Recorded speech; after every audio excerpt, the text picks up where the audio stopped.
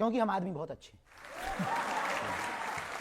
अब आप पढ़ने के लिए ऑक्सफोर्ड जाना चाहते हैं, पीएचडी करना चाहते हैं? सही खबर है। हमारा उद्देश्य है कि जीवन विद्यार्थी में ही रहना चाहिए, पढ़ते ही रहना चाहिए, और जो काम हम कर रहे हैं उस कार्य में हनुमान जी की कृपा और गुरु का प्रसाद तो है ही है। आने वाले दिनों में सब युवाओं को भी कहेंगे किसी भी उम्र में पढ़ाई की जा सकती है। तो किस विषय पर पीएचडी करेंगे आप? पीएचडी हमारा उद्देश्य है कि कैम्ब्रिज या ऑक्सफोर्ड यूनिवर्सिटी में हो, और भूतों पर। ये सुनकर के आप बहुत हंसेंगे। एक विषय अभी शुरू हुआ है ऑक्सफोर्ड यूनिवर्सिटी में भी, कैम्ब्रिज में भी, और अमेरिका की भी बहुत सी यूनिवर्सिटियों में। एक विषय हुआ पैरानॉर्मल। पैरानॉर्मल नाम का एक सब्जेक्ट स्टार्ट हुआ है। पैरानॉर्मल मीन्स अदृश्य शक्तियां, भूतों के बारे में जानना। हमारा काम ही है भूत भगाना। इस देश में बहुत से लोग हमारे ऊपर उंगली उठाते हैं, इस देश में हमारे ऊपर बहुत से लोग लांछन लगाते हैं कि हम अंधविश्वास फैलाते हैं, और खास करके महाराष्ट्र में अंधश्रद्धा निर्मूलन समिति के कुछ सदस्यों ने हमारे ऊपर उंगली उठाई थी। तो उसी दिन हमने विचार कर लिया था, इसका हम प्रमाण पत्र भी लेकर के आएंगे, और ये तथ्य के साथ में हम कार्य करेंगे। अभी गुरु के द्वारा ज्ञान से ये कर रहे हैं, फिर विज्ञान को जोड़ करके पीएचडी करके पैरानॉर्मल पर काम करके लोगों की नकारात्मकता को दूर करेंगे।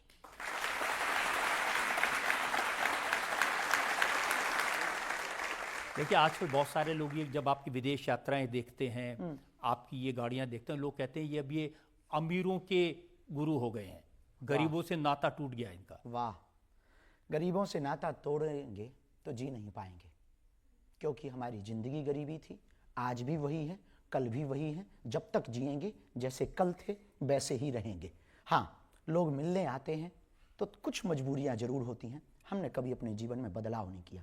आज भी उन्हीं बेटियों का विवाह करवाते जिनके माता पिता नहीं है और जो दीनहीन है। आज भी भंडारा, कोई व्यक्ति भूखा ना जाए। आज भी बागेश्वर धाम पर रहते हैं, 18-18 घंटे जागते हैं, एक एक व्यक्ति को मिलते हैं। भीड़ बहुत हो गई तो ज़्यादा को नहीं मिल पाते, पर जितनों को भी हम अपनी तरफ से भोजन, एक कई बार भोजन छोड़ देते, पर लोगों की सेवा नहीं छोड़ते। जो कल थे वो आज हैं। बाकी कहने वालों ने तो राम को भी नहीं छोड़ा, हम तो आम हैं, हमें कब छोड़ेंगे।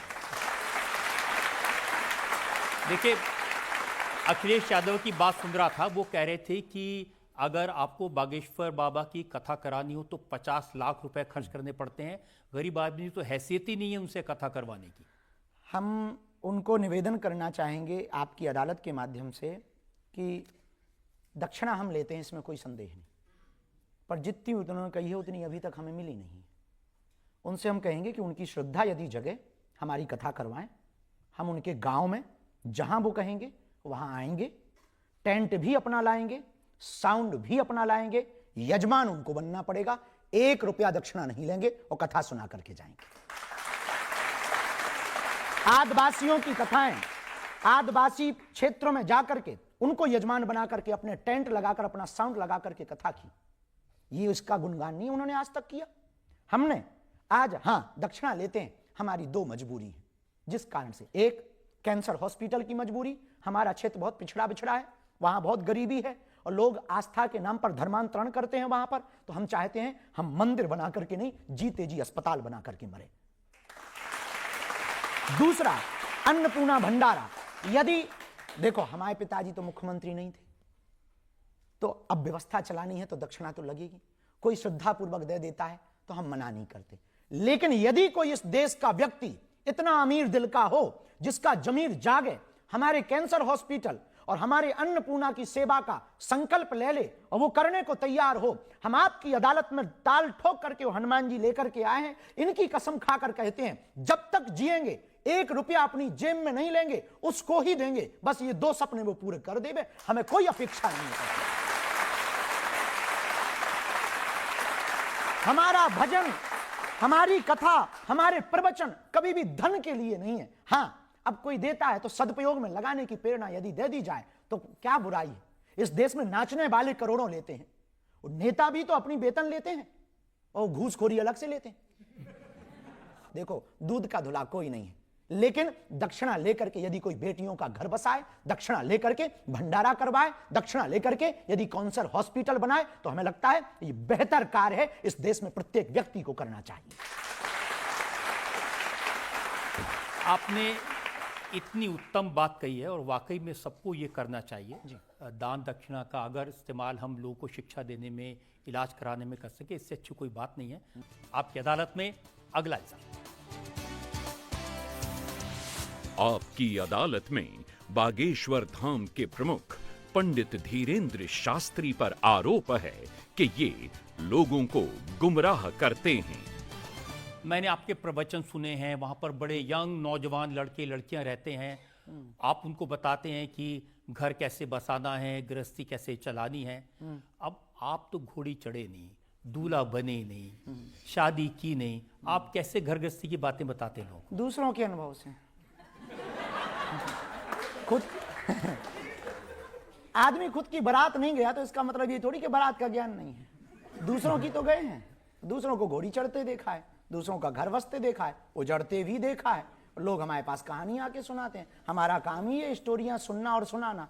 हम सुनते हैं उनकी कहानी, उनके दुख दर्द पर को सुनते हैं, मलहम लगाते हैं, कहीं थोड़ा सा अपनी तरफ से उनको ऊर्जा भी देते हैं, आशीर्वाद भी देते हैं। जब हमने उनकी हालत देख लिया तो फिर हम उन्हीं के आधार पर, अनुभव के आधार पर, जरूरी थोड़ी कि दारू पी करके ही पता किया जाए कि चढ़ती कैसी है।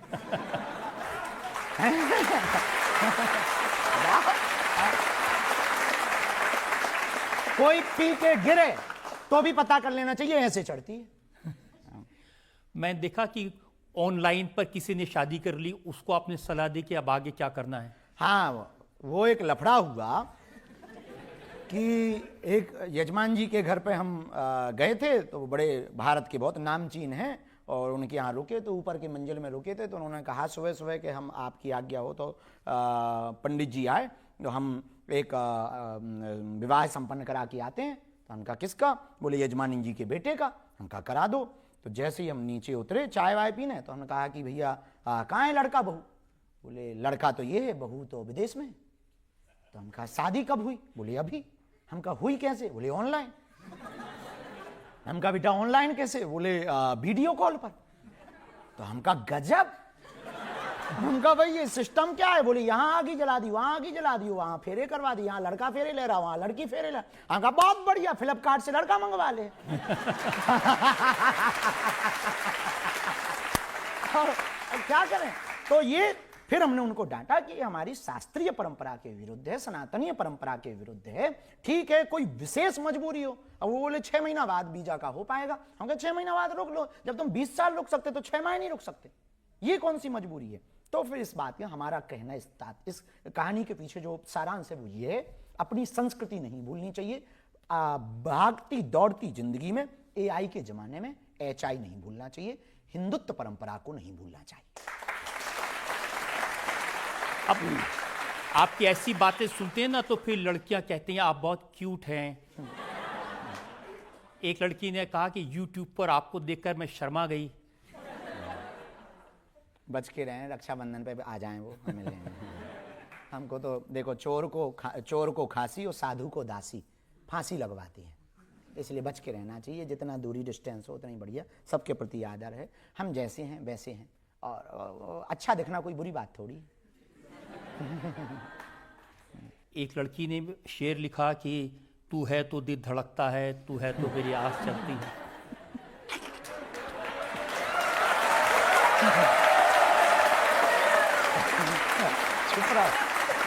ये बहुत लफड़े चलते हैं, ये साइड के लफड़े हैं, चलते रहते हैं। लोग न जाने क्या क्या कहते रहते हैं, उन पे तो भगवान की बहुत दया है। और भगवान की दया है कि भगवान बचाए हैं और बचाए रखें। हमारी ऐसी बुद्धि रखें कि हमारे कारण, हनुमान जी से यही प्रार्थना है, सन्यासी बाबा से, हमारे कारण हिंदुओं को नीचा ना देखना पड़े। ऐसी हमारी बुद्धि भगवान बनाए रखें। लेकिन आप भी तो कहते हैं ना कि इन आंखों को आदत हो गई तुम्हारी। हाँ, उनके, हमने हनुमान जी को कहा, ये किसी लड़की के लिए नहीं कहा। हाँ। अच्छा जी, इतने सारे जो शेर पढ़ते हैं वो सब हनुमान जी के लिए पढ़ते हैं आप? हाँ, हम तो उनसे ही प्यार करते हैं, अपने गुरु से हम बहुत प्रेम करते हैं, तो उनके लिए ही पढ़ देते हैं, और कोई बुराई भी नहीं। देखिए, इस देश में 2 लोग हैं जिनको जब भी कोई मिलता है तो पूछता है कि भाई आप शादी कब करोगे, एक सलमान खान और एक आप। नया जवाब ये है कि जल्दी ही हम आपको कार्ड थामेंगे, कार्ड ही देंगे। करनी तो है, कुछ सपने हैं जो जीते जी हम देखते हैं, सोते हुए नहीं।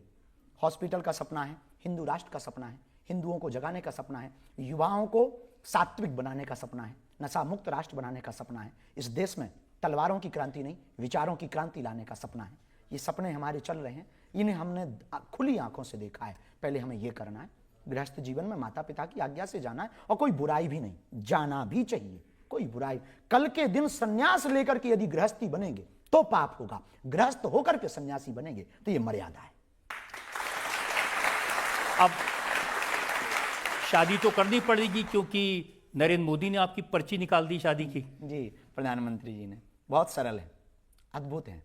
हम उनसे जो हम मिले, अभूतपूर्व है, और अद्भुत उनका और अप्रज्ञा है, मेधा है, भारत के भविष्य को समझने की बहुत अद्भुत भगवत कृपा है। और हम, ये हमारे नहीं, सबके प्रधानमंत्री, इस देश के प्रधानमंत्री हैं, तो आपके भी प्रधानमंत्री हैं।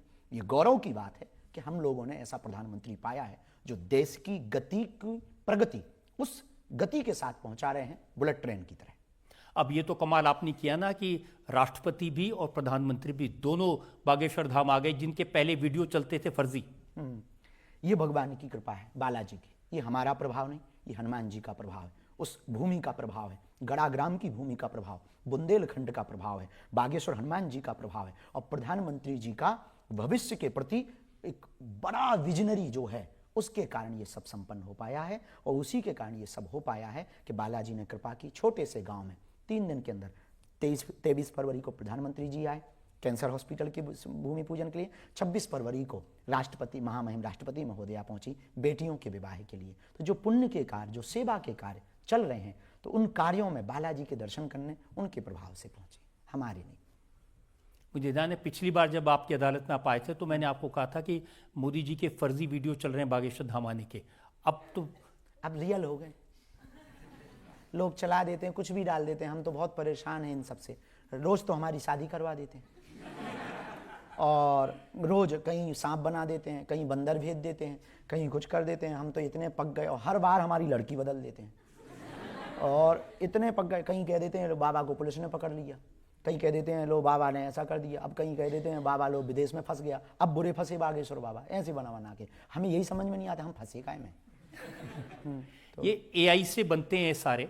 हाँ, AI से प्लांटेड लोग हैं, लगे हैं व्यू पाने के चक्कर में, और कुछ विदेशी ताकतें लगी हुई हैं जो लगातार हिंदुत्व जो सनातनी परंपरा चल रही, उसको डैमेज करने के लिए, छवि को खराब करने के लिए